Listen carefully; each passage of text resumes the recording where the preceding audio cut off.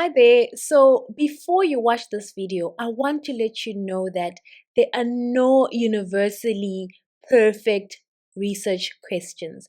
Perfect research questions are questions that enable you to answer the points of inquiry that led you to conduct a research, the points of inquiry that are linked to the research gaps you've identified, points of inquiry that are linked to existing research that you want to add knowledge to. Hello everyone, welcome to my channel. I'm Dr. Primrose Zajebima. I post content about academics, career, and adulting, and this is my third episode in the Postgraduate Masterclass, and I'll be discussing how to define and refine research questions. Research questions are very important because they guide your study and they give you direction throughout the progression of your postgraduate studies. So pay attention. Remember to like as well as comment if you feel the need to, and also share this content. And obviously, you do need to subscribe to this channel. If you haven't done so, I don't know why you haven't. Anyway, let's get to the business of the day. So, when we're speaking about research questions, right? What is the purpose of a research question? The research questions help you to define your study. Define your study in terms of what are you focusing on. Define your study depending on terms and guidelines and concepts and themes within your field of study. And to also define your study in terms of your focus, because your aim should always be to narrow down, to niche down with whatever topic you have at hand. And of course, I'm going to demonstrate that with a sample topic. Research questions also help you to seek answers in relation to a proposed research project, a dissertation, or a thesis. And this is, of course, in relation to academia at honors, at masters, as well as at PhD levels. So you can't just go out there and do research, right, about a topic you're enthusiastic about without thinking about what specific questions are going to guide my efforts in this research, right? What is going to guide me in achieving the aims and objectives of my study, in achieving my aspirations and the goals that I've set as a researcher in a particular field and in relation to a specific topic. So ultimately, you're guiding yourself, and also you are going to guide the people that will read your work, the supervisor, the examiners, people that will download your work in future, people that might want to collaborate with you, and so forth. So I'll move on to the next slide, where I have listed 4 different types of research questions that a person in academia should be aware of. And of course, I come from a social science background, so this is definitely in relation to my research experience. So the first one is having a main question or main questions. And the main question should be directly linked to your topic, right? And it should be broad in a sense, but also have divisions which help us to unpack what you have outlined in your research topic. The critical questions are questions that complement the main question, and they help you to identify further factors or issues that are linked to the main question that you want to inquire about. And then we have what we call subsidiary questions. These are questions that are more narrowed down and are linked directly to the critical questions so that you're able to further unpack your critical questions. Data collection questions can be derived from the main, critical, and subsidiary questions. And these are questions that you usually develop when you want to have, for example, an interview guide for interviews or focus group discussions, or where you want to list questions in relation to survey data collection. So the main issue here is that you are going to have sort of like a triangle, right? You've got your main question up there, you've got your critical questions, you've got your subsidiary questions, and you may have further data collection related questions. What this helps me with is that I can trace my train of thought. Where did I start in my inquiry? Why am I inquiring about this? And what elements exactly am I looking out for? Now, before I go, I had to give you an example. I want to stress the importance of developing research questions after having done a preliminary literature review or after engaging with scholars in the field, whether through meetings or whether through some form of research collaboration. And also, maybe you might want to do research in a field that you're familiar with, where you've done research already. So, why the preliminary literature review? You need to know what people in your field of interest have already done in terms of research, particularly academic research. Because when you're producing a thesis or dissertation, you are supposed to be responding to gaps that have been identified in literature. Of course, maybe at master's or honors level, you are adding to existing literature. And then at PhD, you might be expected to refine particular gaps that have been identified or make new inventions. But overall, the idea is that you need to know what other people have written on that topic or what is being said about that topic at present. So, how this also helps, it helps you to understand the types of research questions that people have asked in their own studies. So, if you're going to do a literature review of theses on your topic or journal articles on your topic, those usually articulate the questions that guided the specific researches you'll be looking at. Furthermore, by looking at work that has already been done and understanding it, you're able to gain insights on the types of studies that these specific researchers undertook. So you're able to understand whether the questions that you are looking at will require you to do, for example, qualitative or quantitative research, or maybe mixed methods based research. You're able to identify, for example, let's say it's qualitative, how best to go about doing desktop research or doing interviews and whatever is needed for your particular study. So it's very important, because then you will have an idea of some of the steps you might have to take in the right direction. Point of alert: take your questions at every stage as elements that can always be revised, restructured, rephrased, and sometimes even discarded, because you might come to realize that, what you thought you were going to inquire about is not relevant, or it's not necessary at the time, or it needs to be refined, or you need to change your focus. So also bear that in mind. That is also to say that in the example that I'm going to give you on the next slide, it's not going to be a perfect example, but it's a step in the right direction in showing you where I started with my honors research in 2015 and the questions that I ended up developing thereafter and in submitting my final draft of the research project. All right. So first things first, what I'm going to demonstrate in this video is how to narrow down your topic, and also to think about the relevant research methodology, because this will also shape the way in which you ask your questions. And also, I've already mentioned, do a thorough preliminary literature review, and now think about your questions in terms of their quality. So what is a good question? Good questions must not have easy answers, all right? You can't have a how many, for example, type of question if you're going to do field work that is going to lead to 50,000 words of writing, 80,000 words of writing, I think even 10,000 words of writing. So you need to have questions that do not have easy answers, questions that require further inquiry, questions that require what is more than available in the literature review, for example. And of course, your questions need to be researchable at your level. Are these the kinds of questions that you're going to be able to research on within the stipulated number of years you've got to do your research, or in line with the funding you have available? Maybe the types of questions you're coming up with will require a 10-year study, but you don't have that much time in terms of the finances. You also don't have that much time in terms of the time itself, because you need to, scoop those accolades, get that degree, move on, and continue to doing further research.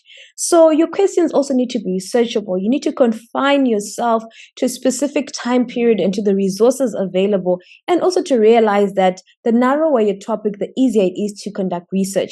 Postgraduate journeys are already arduous. It's painful. It's a struggle. There's so much work to do. There's a lot of stress. So don't add stress to yourself by having questions that are problematically broad. All right. So questions should also require multiple sources, right? So that as a researcher, you're going to be able to demonstrate your ability to conduct literature-based research. You're also going to speak about how you went out and did data collection or did lab tests and examinations and all of that. So make sure that your question is one that can be answered in multiple ways through different forms of inquiry, through different forms of data collection. Now, of course, the topic must be of interest to you. This one I want to say with caution that sometimes we enter into postgraduate studies, particularly at honors level, not knowing what we want to conduct research on. But we enter into honors, for example, because we want a degree, right? Because it's better than a general bachelor's degree. And so develop the interest. Find topics that are being advertised or themes that specific supervisors are interested in it, and find ways in which you can create an interest in those areas so that when you come down to your research questions and your topic, it is something that you're actually interested in. However, sometimes people do degrees because there's funding available and because the supervisor has a specific area of interest or study that they want you to undertake. Find ways of developing an interest because interest will sustain you. So the interest could be getting the degree, the interest could be getting the funding, but the interest ultimately should ideally be around the research topic. All right.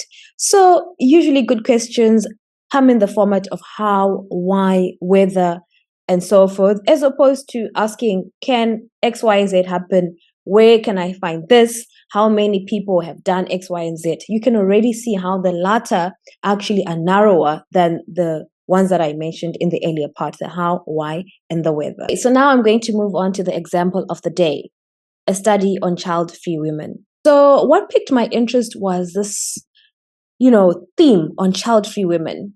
We often speak about womanhood in relation to how women struggle to have children and end up being childless. And we often speak about women in relation to motherhood. But then, do we know that when it comes to sexual and reproductive health rights, women should actually have the right to decide if, when, and how they want to have children? So what piqued my interest here was the if part. Women have the right to choose if they want to have children. So I decided I was going to do a study on child-free women. Basically, that is the reason why I had at first this rough topic, a study on child-free women. As you can see, the topic itself is very broad and it is also quite dry. So as you can see here, my topic was a study on child-free women. First things first, I need to further develop my topic. So after thinking about what exactly piqued my interest, I was thinking about, I want to understand how women that are child-free become child-free and how they actually claim their identity and live by their choice or decision in a world that is heavily pro-reproduction, right? And in gender studies, that term is pronatalism. So, promoting the idea that motherhood is compulsory for womanhood. So ultimately, my final topic was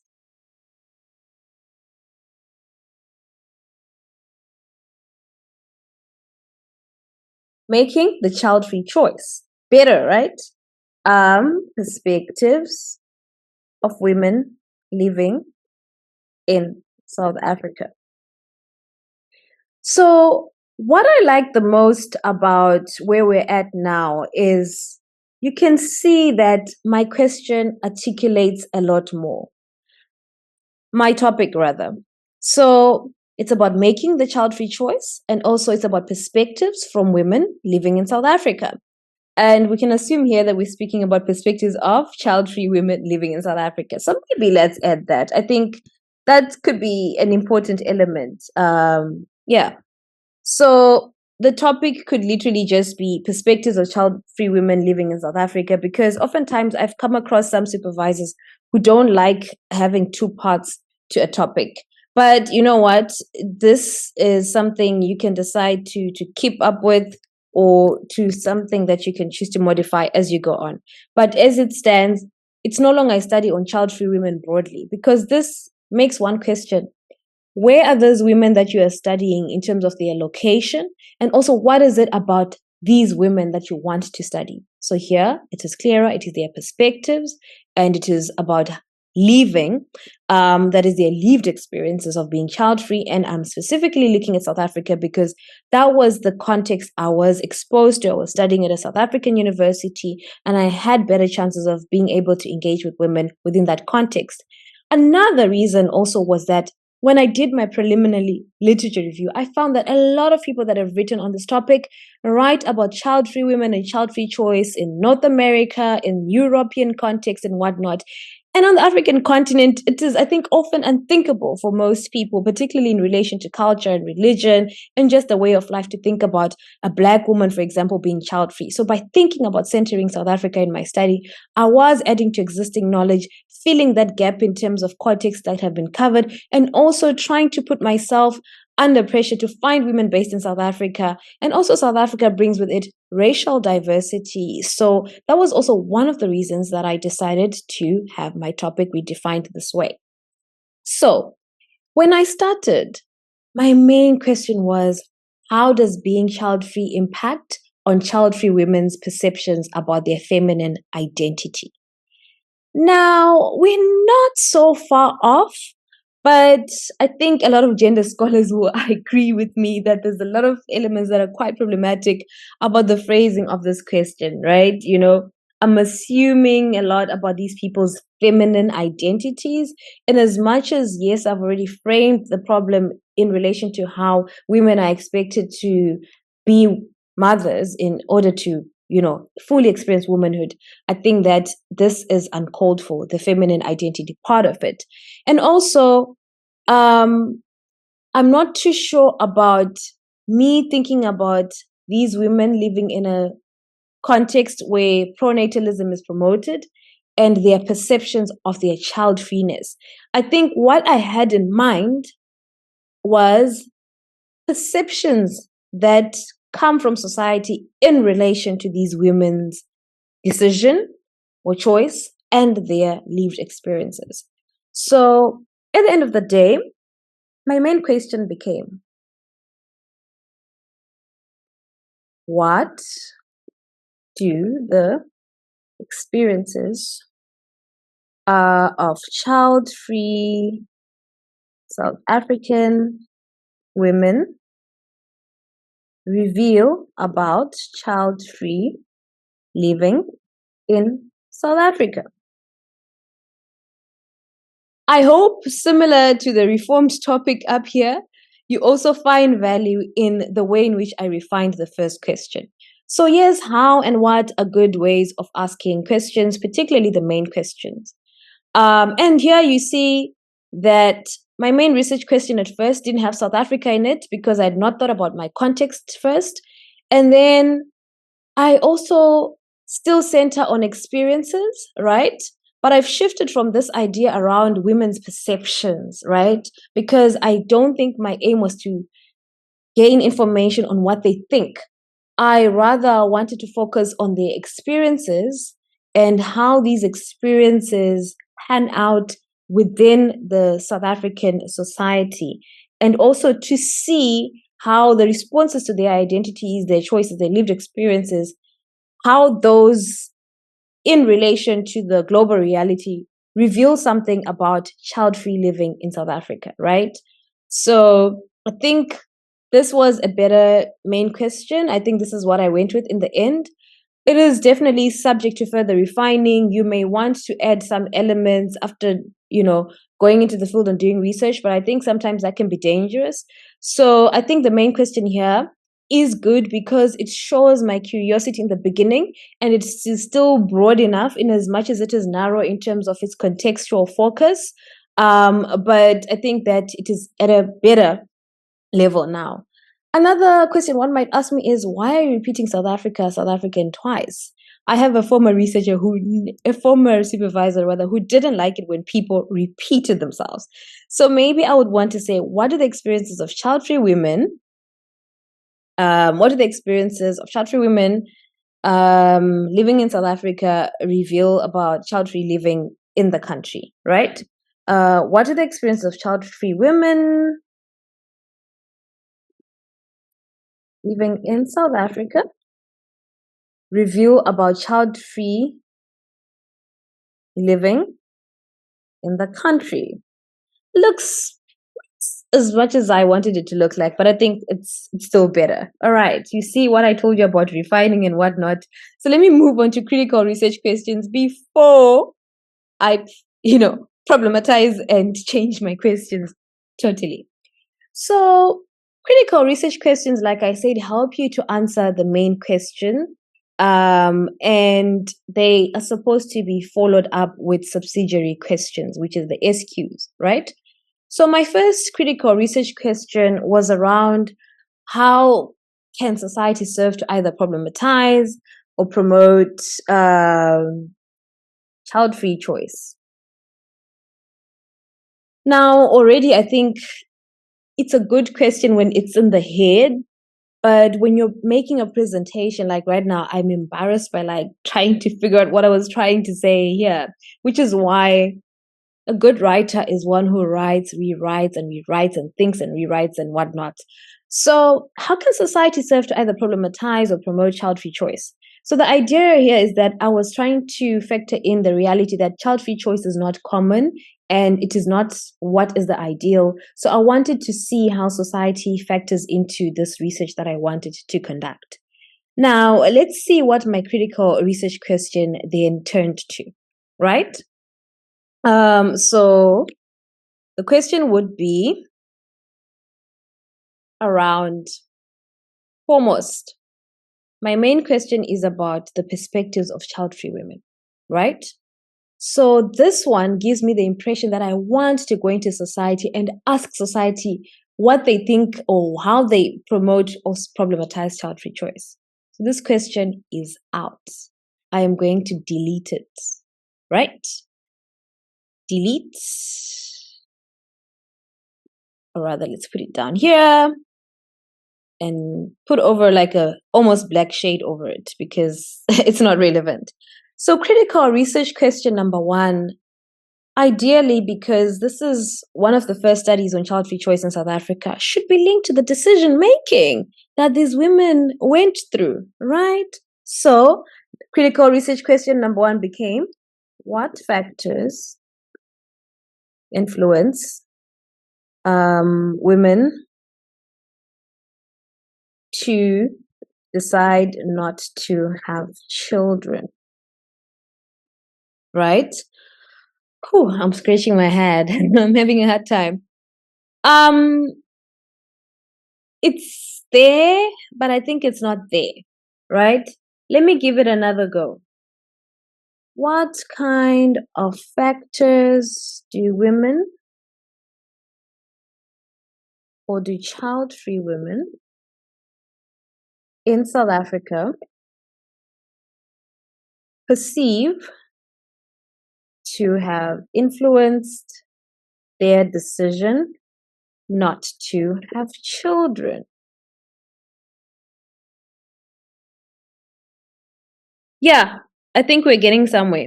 So you start off with what factors influence women to decide not to have children, and then now you go back and be like, remember, this is a context specific study. So what kind of factors?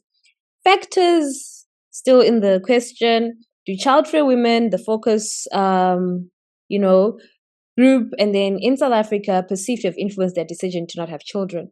I am here acknowledging the reality that my study will be based on the lived experiences of the women of the sample that I'm going to be engaging with in my research. So it is not a holistic study. It does not serve to represent the rest of the women who are child-free in South Africa, but it's about the kind of factors that the child-free women under study perceive to have influenced their decision to not have children. Of course, in many ways, whatever they say may end up referring to factors that can be identified by other women within the South African context or globally. But for now, the critical research question has been refined and sharpened, right? As you can see, it is longer and better. Now, the critical research question is supposed to be backed up by subsidiary questions. And here, my subsidiary questions, I should carefully make sure I include the idea around factors because that is my main focus in this specific question, right? And decision making, this child free choice, this decision not to have children. So, my first subsidiary question would be, how do child free women define and understand a decision to not have children, right? And the second one would be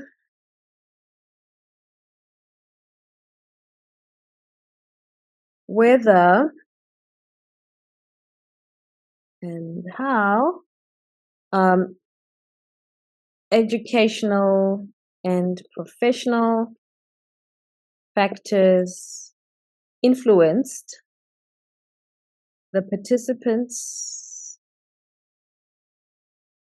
decision to remain decisions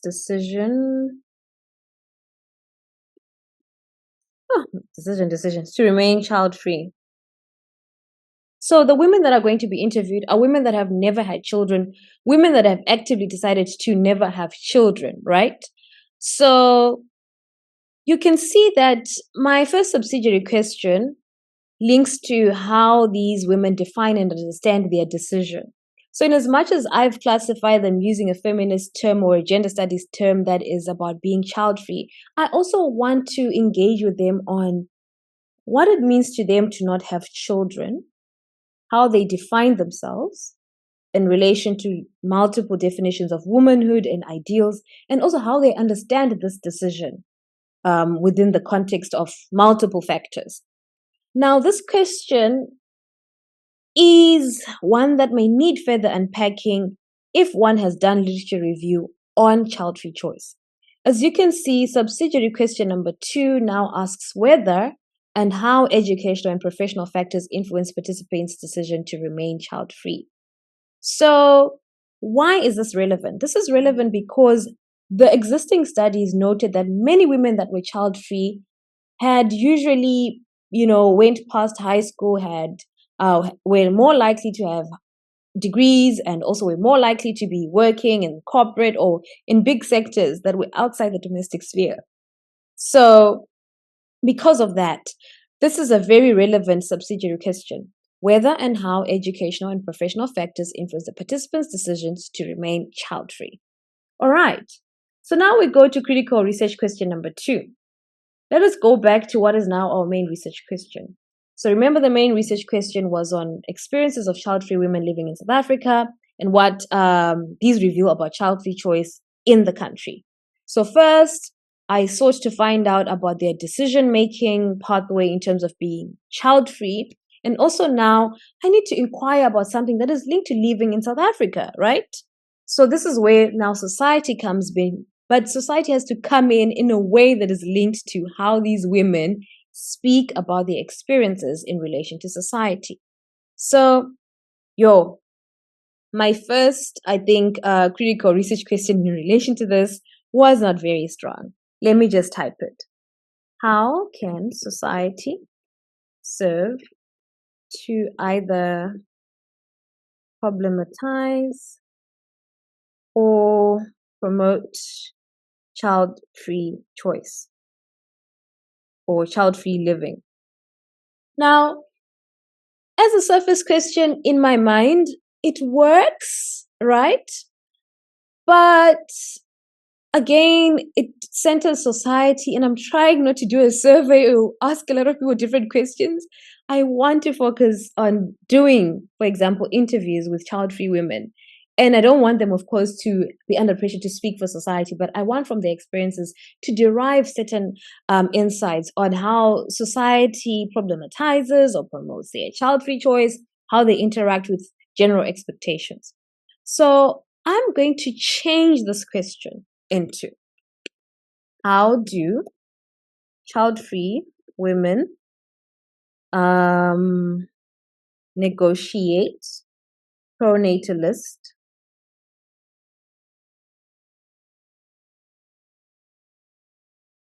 So this question is relevant for this specific study because there is proof, right, and culture in writing and whatnot, that women are ideally supposed to become mothers. They're expected to become mothers by family members, by religious leaders, and the likes.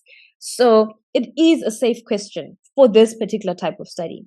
And I think that it still brings in society because I'm speaking about pronatalist expectations. Pronatalism is about expecting women to give birth to reproduce, right?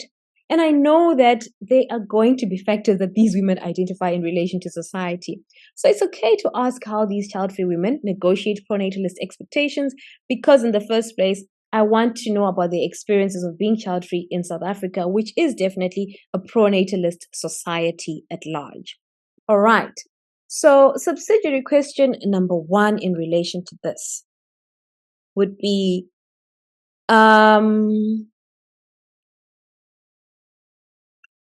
what should we think about in this regard? What should we think about? So let's say, let me put my hands on the keyboard. I'm thinking.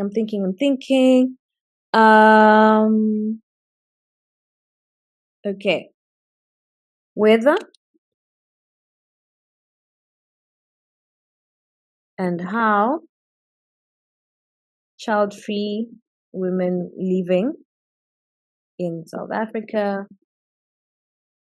experience any form of stigma, marginalization, othering, ridicule. Ooh, this is so much. etc. due to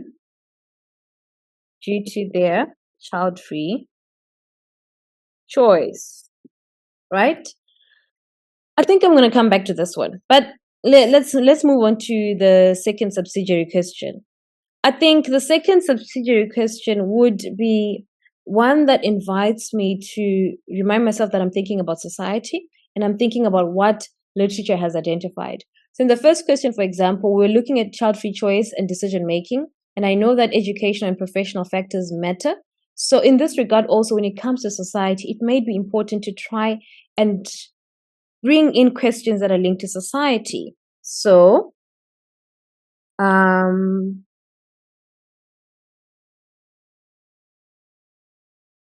whether and how child-free women experience any form of backlash for their child-free choice. Now, what I'm seeing here is that I was still thinking of the first question, and I think that in as much as I want to put the word stigma, marginalization, and othering, this is information I keep to myself in the early stage of research. So I would rather have this as my first subsidiary question. So we are deleting, right? And replacing subsidiary question number 1. So any form of backlash, right?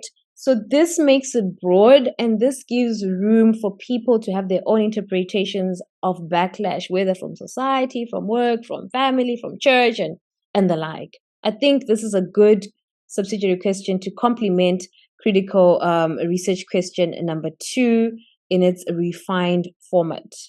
Okay. So let's just go back. I refined the main question, as you can see, right? I refined critical research question number. This was supposed to be, yes, okay, critical research question refined. And then I've got subsidiary questions here in relation to critical research question 1. And then now I've got critical research question number 2 down here. Let me also just put a demarcation here. Remove a bit of the highlighting. Okay, so in relation to critical research question number 2, we need a second subsidiary question, right? And I think because we're speaking about society and we're going back to how child-free women negotiate pronatalist expectations, you can see, for example, subsidiary question number 1 does not yet answer this, right? So yes, we want to establish, first of all, if they face any form of backlash, and how, right? Whether they experience it and how they experience these forms of backlash, right? So now we move on to, how do child-free women navigate pronatalist expectations and any forms of backlash linked to their child-free choices. Yeah. So I think this is a safe place to end.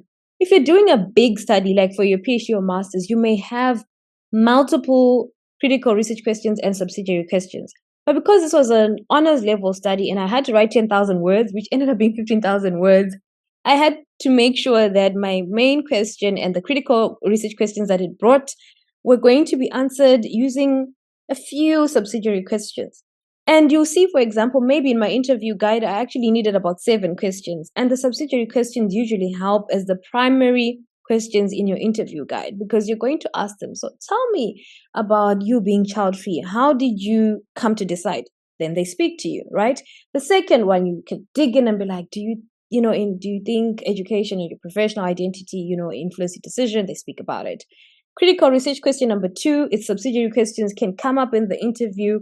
You want to ask if they face backlash, prop them further, maybe by adding questions in relation to religion, culture, and so forth. And then also you want to end on a strong note. This is a feminist writing, gender justice, right?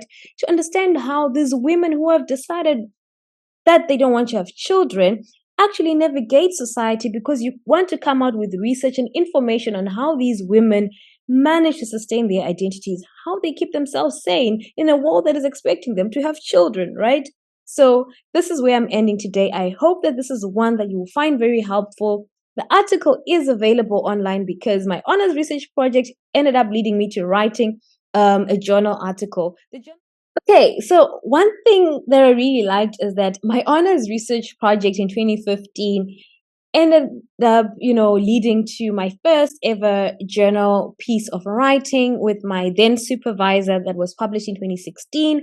So you may want to look at this article for insights on the research that I did, of course, on child-free living in South Africa, and also to see how different the questions that ended up in the journal paper panned out, because obviously I needed to find ways of refining the questions in relation to what was going to be presented in the journal article. It is not all the data that came out of my research project that we ended up presenting in this particular paper. So we've come to the end of today's video.